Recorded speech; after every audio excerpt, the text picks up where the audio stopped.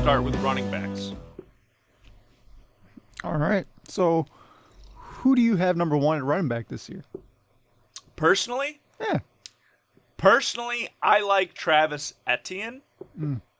I do like Nahaji Harris. I understand why the highest graded is Javonte Williams. Javonte Williams came in at a 7.7 and He's the highest? he's the highest. 7.7 in my grade scale with a purple. Purple indicates his likelihood of achieving that grade. It goes gold, purple, green, blue, or blue, green, red. Sorry. So he's a purple 7.7.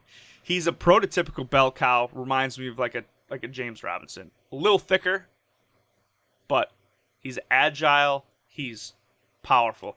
The biggest thing for him is his weight to speed score. He's got a really good weight to speed score. Originally, these grades were put in. We had to take estimated 40 times. Now that we have actual 40 time information. He's going to be 4th overall in the NFL for weight to speed. And that's my favorite stat for running backs. Some players that are good at this. Leonard Fournette. Yeah. Derrick Henry. I mean, these are people that have a high weight to speed score.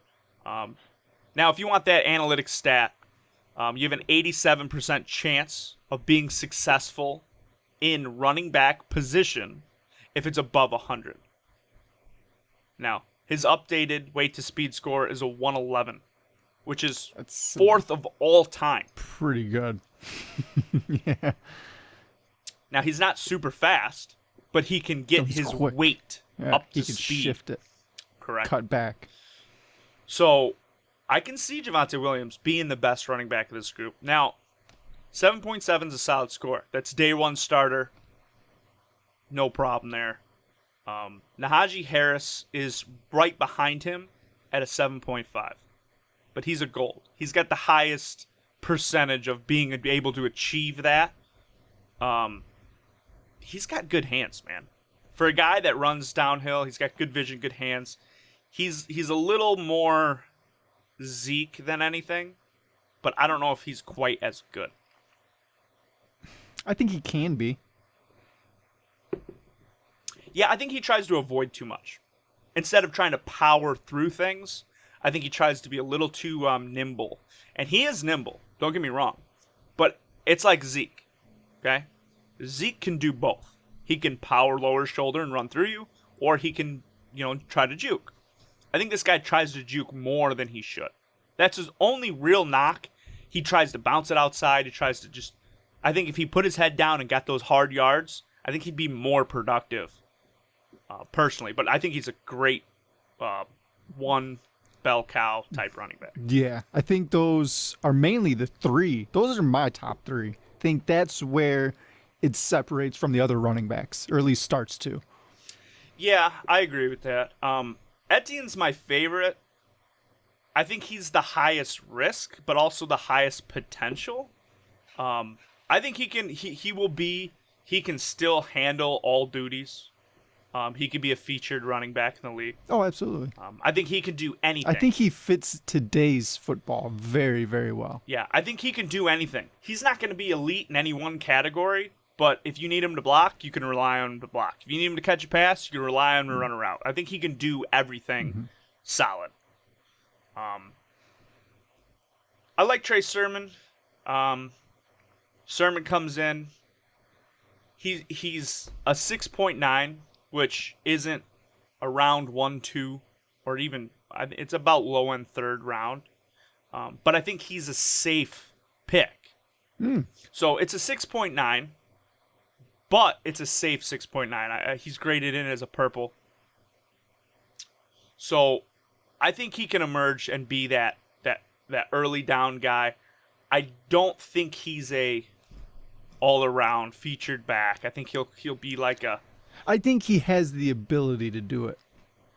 Maybe I don't know if he could. I mean, given the opportunity, I think given the chance, he could He's very agile and able to make very good cuts. He's a mobile guy. He always has his eyes downfield. He fights for yards, and he gets contact. He's okay with it. He can do it. He can make guys miss. He can do pretty much everything. He can catch the ball. He's good at it. But he transferred from Oklahoma. He was there for 3 years. Came to Ohio State his senior year, and that's when he really started to take off. He got 29 attempts, 331 yards, 2 TDs on the ground, just in the Big Ten championship game against Northwestern. And Northwestern was good.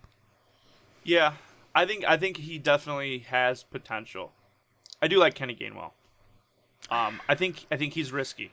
He is risky. But I think if he ends up being super motivated, I think they're gonna first put him in the league. Kenny Gainwell's gonna be like your rotational piece that takes over the starting role. Think of like an Eckler. Okay? Guy came in situationally, kind of took over a role. I think he could prove a lot of people wrong. But if he can't be that featured guy, that's the thing. Then that's the thing. If he can't do it, because he did it for 1 year, and it was a great year. But it reminds me of like a Leon Washington way back in the day. Guy wanted to be the featured running back, and the Jets are finally like, all right, Leon Washington wants to be the running back. I want that role. 2 years, they're like, no, you're a situational guy. He's like, I want that role. He shows amazing everywhere on the field, and they're like, all right, it's yours. 2 weeks in, breaks his femur. You know, you can be tough, but sometimes it doesn't really matter how tough you are if you just don't have the body built for it. So we'll see. I think he could do it. I like Gainwell. I think Carter and Jefferson, Carter is just such a phenomenal receiver. Yeah, he's a third down. That's what I have him at 5. I have him that high just because of that reason. He can run the ball. Don't get me wrong, but he's probably the best receiving back in this draft. Well, Jamar Jefferson, I think he's just too slow. He's too big.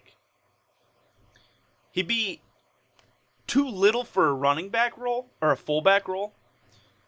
So I think he'll be a backup. Personally, I see Jamar Jefferson as a guy who will be a backup. I kind of like a Samaje Perine. He'll be there. He'll be solid when he needs him. Samaje had a good game when he needed to, but he'll never be that. He'll never be that starter. I think he's a good piece you want in your locker room, but I don't think he's a guy you can go in and saying, "Hey, we got a running back for the future." Right. Which brings me to my next guy. You're okay. My next guy, I love. I have no idea how to say his name, but Stevenson, Ramondre. That's Ramondre. That's where I was gonna go. I like this him. is a LeGarrette Blount. I think he's a safe player. I think he's a goal line back. I think he could be. He's a fullback. A fullback that dominates. There's not a lot of fullbacks in the NFL. What's that guy out of the Niners? Jusic? Just I can't say his name. And that's the best running back or the fullback in the league right now. I think Ramondre can be a Juszczyk. Juszczyk. Yeah, I think that Juszczyk. Yeah, I think that's it. Write that guy a check. He did get paid actually. He did. You know that guy's story though, right? No. So coming out of high school, he was a 0-star recruit. He broke his ankle or broke his foot, and his senior year he went into JUCO instead of getting into college because he couldn't get any scholarship. He went the JUCO route. Not a lot of people come out of that, and he went into it and doing it. He had over 2,000 yards, 16 touchdowns, 222 attempts for 2 years in JUCO. He got a scholarship going to Oklahoma for 2 years. And he ended up getting 64 attempts, 515 yards, 6 touchdowns. And then the next year, he got 101 attempts, 665 yards, 7 touchdowns. He only has 165 carries to his name, but he showed the ability in those attempts to really do all of it. I mean, he's not the pass catcher, but he can catch. He's not his forte, but he can do it. This is a surprising guy, I think, who could possibly come out of nowhere and just surprise everyone. The last guy we graded out was Kalyn Hill. He's another guy that needs to work on a lot of things. His top-end potential is a third down back, change of pace guy. Good with contact. Yeah, so that's about it for the running back class. You have some good pieces. I can see all these guys being drafted. What about Chuba? I got him at 8 in my list. And this is a guy who a year ago at Oklahoma State, he was the running back in the entire nation. He was the best one. He had over 2,000 yards, 21 total touchdowns. He killed it. And then the next year, he got injured. 7 games, 133 attempts, 625 yards, 6 touchdowns. He was on pace for a pretty good year, not 2,000, but he was going to get over 1,000 yards. He was going to get double-digit touchdowns. He was going to have another great year, and the injury is just holding him back. I think not a lot of people are really talking about him as much, but this is a guy who could possibly be another one of those guys. You can't say he was going to do that things. He was hurt. I do like him. Not a big college football watcher. I only study film on people at this stage of their career, so I go back and stuff. I will say that he missed. He only played 7 games. It was his ankle, but he opted out. He could have came back, but he chose to opt out because it was his last year and just get ready for the draft. Right. So I knew of him.